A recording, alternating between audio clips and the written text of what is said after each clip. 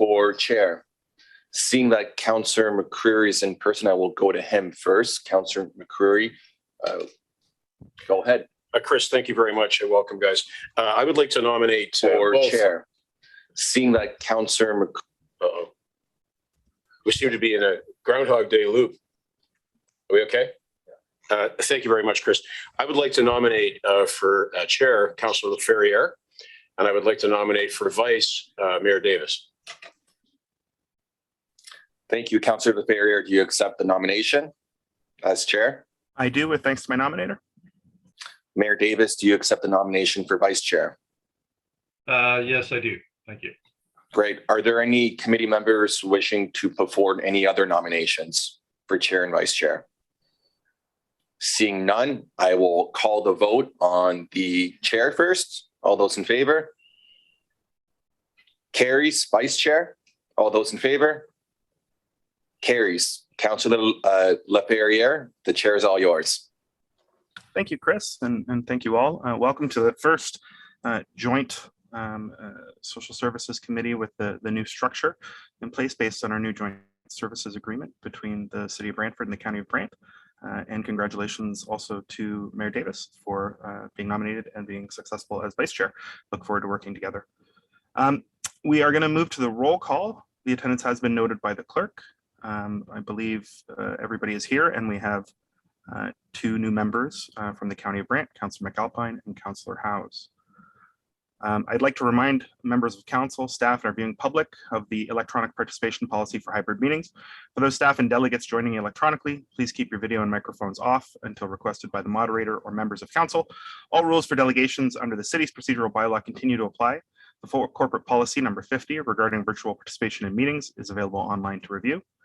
In the event we have a connection or service interruption for any members or all members that affects quorum of the committee, we may recess the meeting for up to 15 minutes to regain quorum. If quorum is not achieved, the meeting will be adjourned. I understand with the Brantford procedural bylaw, which I hope is sent to me in the near future, that folks who attend in person have first right to speak and to ask questions if questions are permitted. Chris, who is in person, just so I know? Through the chair, Councillor McCreary is in person. Okay, so I'll be asking Chris if Councillor McCreary has any questions before going to the virtual members for the future here. Are there any declarations of conflicts of interest? Councillor Vanderstel. Thank you, Chair LaFerriere, and congratulations, by the way. My conflict of interest is, or pecuniary interest, is my daughter is a registered ECE in Brantford and continues to work for licensed and non-licensed organizations in Brantford. So I'll have to step away from item 6.1. Thank you. Thank you. Councillor Sluss. Thank you, Mr. Chair. Yeah, and congratulations. I too have two daughters that are ECEs, so I guess having heard Councillor Vanderstel, I better do the same. Okay, thank you, Councillor Sluss. Okay. Can I please get a mover and a seconder to place all the items for consideration consent on the floor? Moved by Councillor Antosky, seconded by Mayor Davis. Are there any items the committee wishes to separate? Councillor Sluss. Sorry, I hadn't lowered my hand. I thought the clerk was doing that. No problem. Councillor Miller. Thank you, Mr. Chair. I'd like 6.1 childcare 10-year plan separate. Thank you. And I believe that is it. So there are no other items, or actually are there? Yes, because consent items as well. Okay, so let's vote on the remaining items, which would be the minutes and the update on the community services social development location at the Cowan Community Health Hub. Are there any comments about either of those before we go on? Councillor Howes. Thank you, Mr. Chair. Just a quick procedural question. Those of us who are not, excuse me, those of us who are not in attendance at the last meeting can't vote on the minutes, correct? I'll have to defer to the clerk. Through the chair, under Robert's Rules of Order, once you form part of the committee, everything including the minutes you're able to vote on, even though that you weren't there. Technically, the minutes belong to the committee as a whole. Okay, thank you. And then further, Mr. Chair, I do have a question about the location at the health hub, if now would be an appropriate time. Yeah, and normally we would ask that be separated in the future, but this is your first time on the committee, so I will allow it. So let's just go into 7.2 at this moment because of the newness of the committee and the newness of the members. Please ask your question. Thank you. Just it's a quick one. Recognizing that in the last 2 years that the services for Ontario Works have been done remotely, presumably over telephone or perhaps Zoom calls, and with the switch to moving ultimately into the health hub, my question is, will residents still have the opportunity to interact with their Ontario Works liaison staff remotely if they prefer? Sue, would you like to answer that? Good morning, Susan Evenden, Director of Family and Income Stability, through Chair LaFerriere. Yes, that is the plan moving forward once COVID restrictions do allow and once the site is fully operational. What we envision is staff at that location, and in fact, all of our staff meeting with individuals in person in certain circumstances. We really think that that's important for relationship development, and for some individuals it is the best way for them to interact, particularly if they have barriers around technology access. We also think that the staff in that location, we're really looking forward to building some strong partnerships with the health partners in the location for the benefit of individuals who are accessing both services. So there will be in-person availability at least a couple of days a week from the Ontario Works perspective, and hopefully over time with other services of the department as well as other partners in the community. Thank you, Mr. Chair. Quick follow-up. So just to be clear, the virtual connection option will be eliminated then. People will not be able to access by phone. Okay, through Chair LaFerriere, actually, I think that what we envision coming out of COVID is a combination. So for some citizens, that is still a better option. And we have heard from our clients that they do, especially for quick transactional types of things, they do prefer often to do that electronically. And we are also hoping that in time we'll have more of those types of options, such as video chat, which right now the province is working on a solution. So actually, I think what we envision is just to expand all the different channels with which people can interact with us. That's great. Thank you. Thank you. And thank you for the committee for allowing a little grace there on the procedure. Just to be fair, Chris, is there anyone from, does Dan have a question? Is there anybody in person that has a question? No. No? Okay, thank you. Okay, with all that said, we have a mover, we have a seconder. Let's call a vote on this item and the minutes. All those in favor? And that carries unanimously. Okay, now the committee there are no presentations or delegations for today's meeting, and the committee will now consider the items that were separated for discussion purposes. At this point, it is 6.1, the Child Care and Early Years 10-year plan of 2022 to 2032. We have in attendance from staff, Marlene Miranda, who's in person, Susan Evenden, who's virtually attending, and Aaron Wallace, who's also virtually attending. We have questions queued up. Mayor Davis, you have the floor. Thank you very much, Mr. Chairman. I hope you'll allow me some latitude. I'd like to make a few comments about what we did at the beginning of the meeting. I realize it's not strictly relevant to this issue, but I do have one question on this issue, which I'll ask after that. Please. But first of all, I wanted to congratulate you on assuming the chair position. I think you've got quite an incredible background to have the makings of being an outstanding chair of this committee, and certainly of all of us, you are particularly well qualified given everything you've done in your life. And I really look forward to working with you as we shape the beginning of a new relationship with the county. And I'll say a few things about that. I think your ascension to the chair is reflecting the changes that we've made in our arrangement, our partnership in respect to social services. I think it's much more now a true partnership, and that's certainly the approach that myself and other members of council, city council, are taking, that the county is not a junior partner, it's a partner with us, and that we work on this together. And I know there's some skeptics who may have thought that this arrangement wasn't going to reflect that intent, but that's our intent.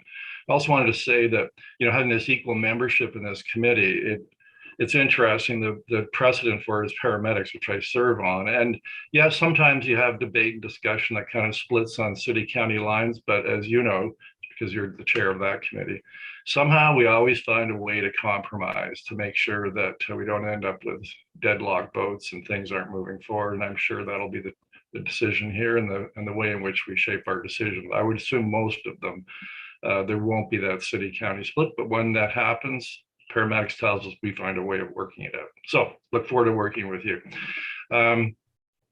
So far as the daycare proposal, I found it quite interesting that in the executive summary, it talks about key actions.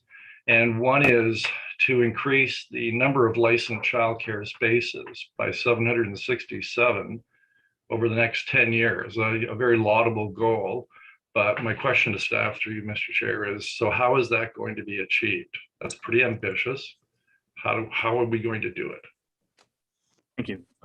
Which staff member would like to discuss this first? I see Aaron popped on.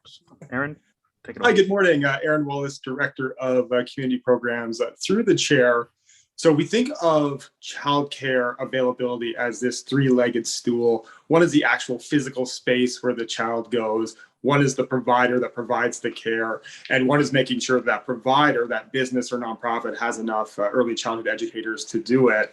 In terms of how we support just the expansion of spaces, thinking of that stool getting kind of growing and having all those pieces in place. In terms of the physical space, there's a couple of things to note there. One is that we do see the province making capital investments, particularly to school boards. We've seen some of those announcements come out. We do anticipate some more announcements in the near future. So that is the province investing with school boards to create footprint on school property to create childcare. So that's one of the ways that we can support that. Is the school boards are required to connect with us as a service manager to talk to us about where the needs are in the communities and for us to support that application. And we certainly do that every chance we can.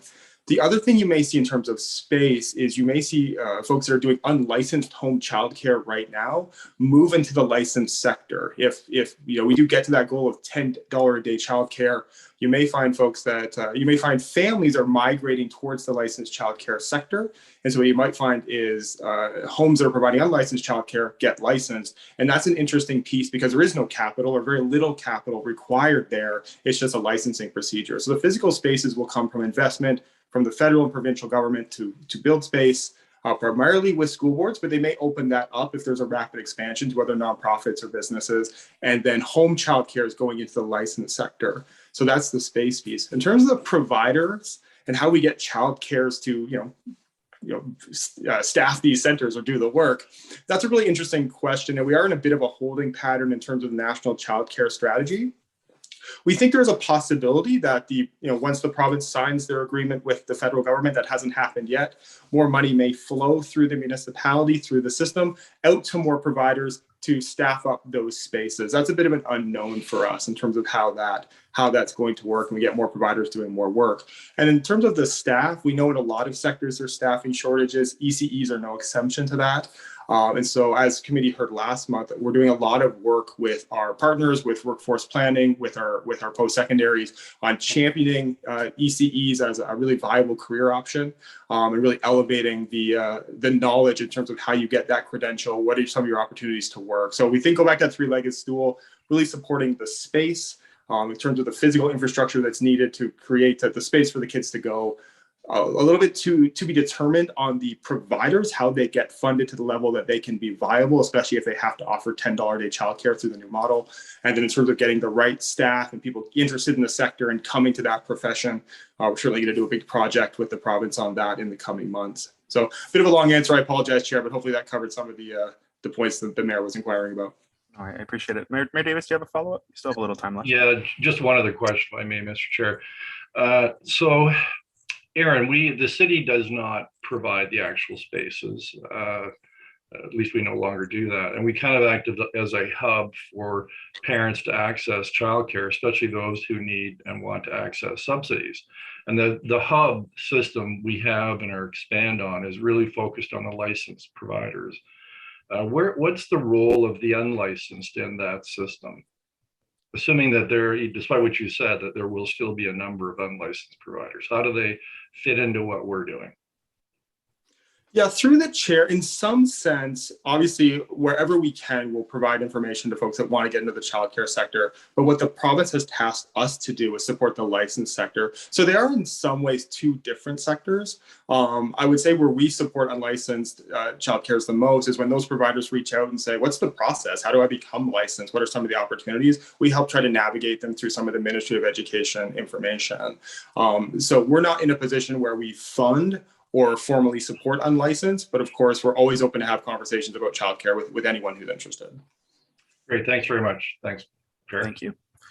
Cheryl, I'll get to you in 1 second, but let me ask Chris, does Councillor McCurry have any questions attending in person? Yes, thank you very much, Chair. And it's a bit cumbersome trying to manage all this stuff, Mark, but you'll catch on. It may actually, since the mayor diverged, it may actually be beneficial if you were to come in here to do the chairing of the meetings. You'll see how much easier it is than doing it from home. I just want to say that we've enjoyed a lot of good news in the last year or so from this department, as we have throughout the course of its history. We've always been, the agency that province comes to for trials, and that's because of the good work that we do. And this is just one more example. The community is going to be better for the work that's here. And I guess we should be grateful for the future funding announcements that will come in terms of providing access to these spaces for families in both communities. So thank you, Mr. Chair. Thank you. Councillor Antosky, you are next. Thank you, Chair. Congratulations to you and to Mayor Davis. Through you to Aaron. Aaron, a question occurred to me after we had met on this particular piece. So we know that there are some entities out there that really would like to be part of this portfolio, but you have to go through a process to figure out where the needs are the best. And I go back to my days of looking for childcare, and it was a really, really stressful time. So when you're looking at the areas where daycare providers are needed, is that based on where people live? Because for instance, for me, it was much more beneficial to have a daycare that was closer to where I worked. Because of their closing time, I had a short window of time to get there to get my kids. So, and I don't know how you do that, but is it just based on the homes of where young children are and the addresses where they live? Yeah, through the chair, I'll say a couple of things on that. So yes, the plan itself is built around population growth of young families who have those 0 to 12s. And that's why we've zeroed in on those particular geographical regions where we think there'll be big growth in terms of the children in the neighborhood. You're exactly right. It's a pretty imperfect science to say that people want childcare where they live, because often they want it in a different community than where they live, because that's where they work, or within the same community, but closer to their workplace, or where their cousin goes. So there's a lot of kind of things that get mixed into the where does a family look for childcare. So the first piece is, yes, we built it around the population growth for those 0 to 12s, because that was a place to kind of plant our flag and talk about the residential areas that are expanding pretty rapidly with young families. That being said, if the sector does expand to the extent we think it might, and again, lots to be determined in terms of the federal strategy and how that translates into the provincial direction, we'll have a conversation with anyone. And we do. We get lots of calls every month from people interested in getting involved in the sector. Maybe they're unlicensed, maybe they have a licensed childcare and just want to see what those connections could look like in the future. So we are going to go through this, as if we get money, and that's an if still, to put out to the community to expand the sector. We'll work with purchasing and go through an open, transparent process so everybody knows the rules and how they can engage if they want to. But we will focus on those high density population areas, but we're open to any conversation that's going to help families for sure. Excellent. Thanks, Aaron. Thanks, Chair. Thank you, Councillor Antosky. Councillor Miller, you are next. Thank you, Mr. Chair. And again, congratulations. There's 5 areas that the report focused on. I just want to look at 2 of those: quality a little bit and accountability. The question is for the same. There's talk in the report about a QA quality assurance model. When we're talking about accountability, we look at attestations and service agreements with the operators, but I'm not that familiar with the whole industry. Because when you talk about accountability, I think year-end reports, I think external audits or inspections or checks of some sort. So is there anything that is done in childcare to ensure that they're doing what they're doing? Because as already discussed, we have private daycare and then we have public daycare. So what is there anything else that's being done to account for the accountability piece and the quality piece? Aaron? Sure. And with your permission, Chair, I may ask our manager of early years to step in and answer that. Michelle, if you're available. Hi, Michelle. Hi, good morning. Michelle Connor. I'm the Manager of Children's Services and Early Years Programs with the City of Brantford. And through the chair, there's a high level of accountability for childcare operators, for licensed childcare operators, and they're accountable in 2 ways. I think Councillor Miller was discussing, are they doing what they're supposed to do? So part of that is their accountability for their license, and that is directly through the Ministry of Education, where they have a licensing compliance that they must meet any number of criteria, as well as be in compliance with the Child Care and Early Years Act, which clearly details ratios, how many staff per children, what the meals need to be comprised of, how parents are notified about certain issues. That's all very clearly outlined in their license, which is reviewed regularly when families or anyone makes a complaint. That goes directly to the ministry. The ministry licensing representative then is responsible to follow that up.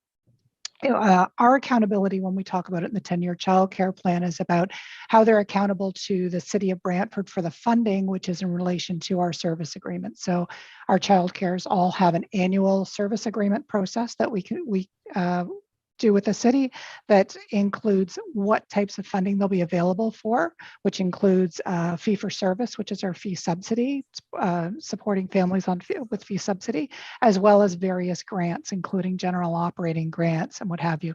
So the reference to the 10-year plan where it talks about attestations is about our interest in reducing administrative burden for the child care operators. And through the consultation that we did with them last year, this was a place where every year, because of the service agreement, we were asking them to resubmit certain documents to demonstrate their compliance with certain requirements.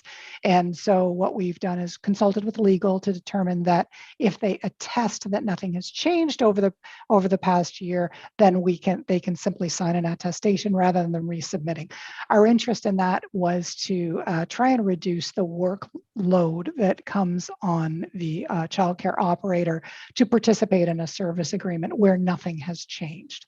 So we also talked about the quality assurance model that's in relation to the early ons.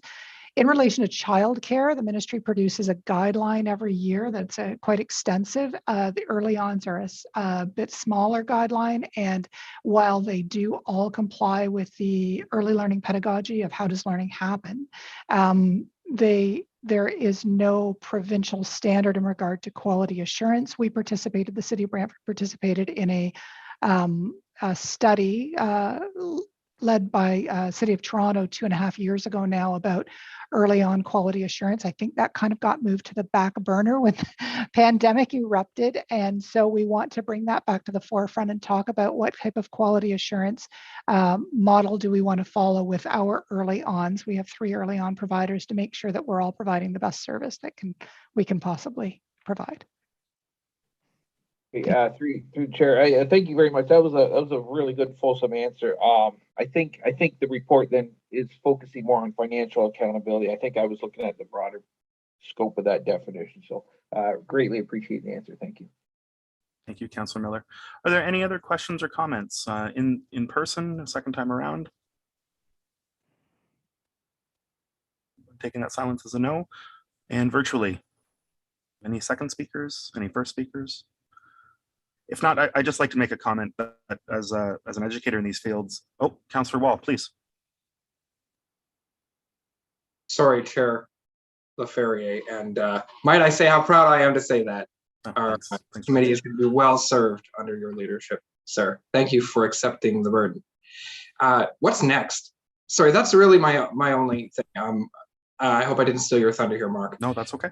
This is something that I get phone calls and emails and questions about from parents in my community all the time. And my wife just recently made phone calls to find that for our daughter, and it was a 3-year waiting list. Thank goodness she's on the ball. And so, like, as far as I knew, this wasn't necessarily something that was within our purview. So what's going to come from this meeting? What's next? Yeah, through the chair. Absolutely, and Michelle, stay tuned. I may ask you to help me out here. But so what you'll see next is we're going to continue to do the work that we've started out on. So one of the things we need to do is COVID recovery with our operators. We know there's these staff shortages are resulting in childcare rooms being closed and just less spaces available as would otherwise be available in the full sector. So we need to continue to work with our providers, get those ECEs connected back to childcares, get more people in the pipeline in terms of that work, and get our system back to the pre-COVID level. So that would be one of the things we'll work on. Simultaneous with that, there's shovels in ground. There's announcements from the province. You've seen some of them already about getting shovels in grounds to build the childcare spaces. We're certainly going to do that. We're not the ones that are going to, those will primarily be school board builds. Those will be assets that are held by others. But we'll certainly do everything we can to support in terms of the data and the letters of support to get more shovels in grounds as we go. So we'll get more ECCs, rebuild the system back to where it was pre-COVID, and then support the building of the infrastructure to handle more kids. The piece we're really waiting on, and I think probably goes directly to your committee's question, is what's going to go on with this national child care strategy. We know that the federal government has pretty ambitious targets in terms of system growth and getting those costs down. We just don't know yet what that's going to look like in the province of Ontario. So as soon as that announcement is made, we understand what's the terms of the agreement between the federal government and the province. We'll come back and we'll update committee on that. And I'll have a much clearer answer for you in terms of the next 6 to 12 months, what they're going to look like on the ground. But irregardless of whatever happens with that, we're still going to do the work we're going to do on quality, reduce that administrative burden for operators, try to help them any way we can to build back to the sector they had before COVID, and continue to just champion Brantford and Brant as a place to put the shovel in the ground and build things. That's awesome. Thank you. Thank you. Yeah. Thank you for your passion on this, Aaron. And Michelle, thank you, team. And thanks, Josh, and congratulations to you as well about the newborn. This is an issue that will only intensify in your life the next year or 2 or 3. So good for you to ask that question. Are there any other questions or comments? Okay, seeing none, I just like to I really appreciate Aaron discussing the federal provincial dynamic on this and being able to come to us with something in the future when something is announced in one way or the other. But the thing I wanted to say, which is a big kudos to staff at the City of Brantford, is this city county 10-year plan. This again, as somebody who's an educator in the related fields and has written books and textbooks on some of these subjects or that touch these subjects.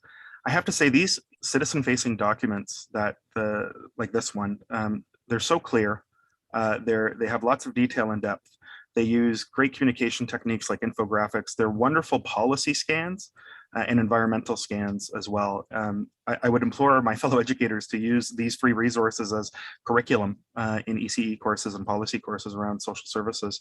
And I may do so myself in the near future because they are very, very good and very, very thorough. So just a kudos on that level for, and also your graphics team, because it's an easy read despite it having a lot of depth and detail. So I just want to mention that because I think it's important to mention. How would committee like to handle this? Would somebody like to move the recommendation or the item for consideration? Moved by Councillor Antosky, seconded by Councillor Howes. Any further discussion about the recommendation itself? Okay, seeing none, we'll call the vote. All those in favor?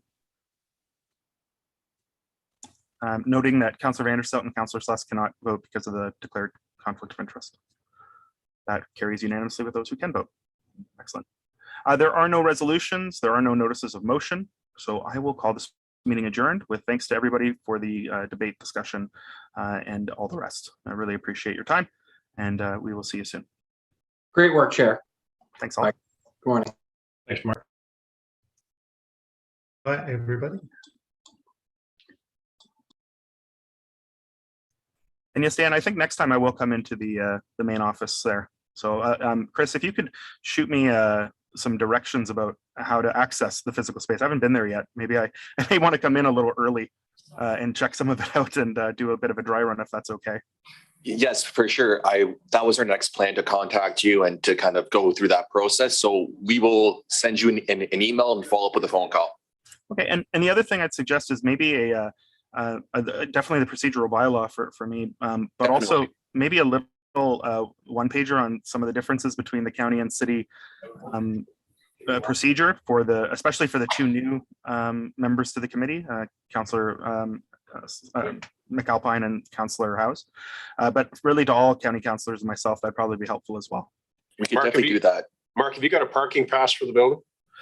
I do. Well, no, I have a parking pass for the old building. COVID's been a long time. You need a card to get in, and Chris can arrange that for you. Excellent. I don't know if the rest of the guys are ever going to come in here, are they? They actually